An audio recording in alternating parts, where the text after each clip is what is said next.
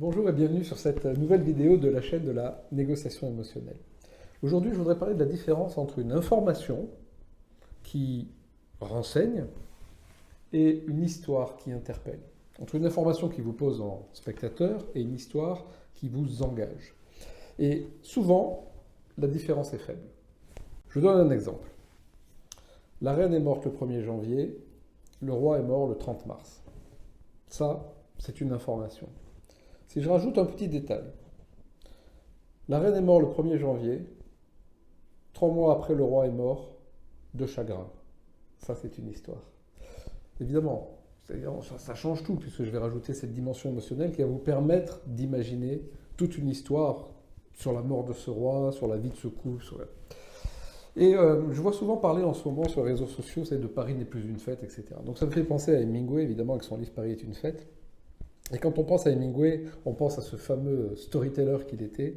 Et il lui est attribué, lors d'un pari, cette histoire que je trouve extraordinaire, et qui a donné lieu d'ailleurs depuis à des concours sur bâtisser une histoire en 7 mots. Et un de ses copains, apparemment, sur une soirée certainement de poker, lui dit « Mais toi, est-ce que tu serais capable d'écrire une histoire avec seulement 7 mots ?» Et en 7 mots, le lendemain, il écrit cette histoire à son ami. Et il dit, imaginons, c'est une petite annonce en fait, qui pourrait passer dans un journal. À vendre, chaussures d'enfant, jamais portées. Ça, c'est toute une histoire évidemment, parce que là aussi, vous pouvez imaginer l'espoir, l'achat des chaussures d'enfant, le décès de l'enfant, la vente, le désespoir, etc. Donc en fait, pour raconter une histoire, il ne faut pas grand-chose, mais la différence entre une information et une histoire, elle est essentielle. Un autre exemple peut-être dans l'ordonnancement des mots, dans la manière de présenter les choses. Par exemple, si je dis « Je rentre dans la pièce, Françoise était attablée ». Ok, cette information, ça ne m'interpelle pas beaucoup. Si je dis « Je rentre dans la pièce, à table, se trouvait Françoise ». Tout d'un coup, vous voyez Françoise qui était attablée, finalement, je ne sais pas si c'est important. Là, tout d'un coup, Françoise devient importante.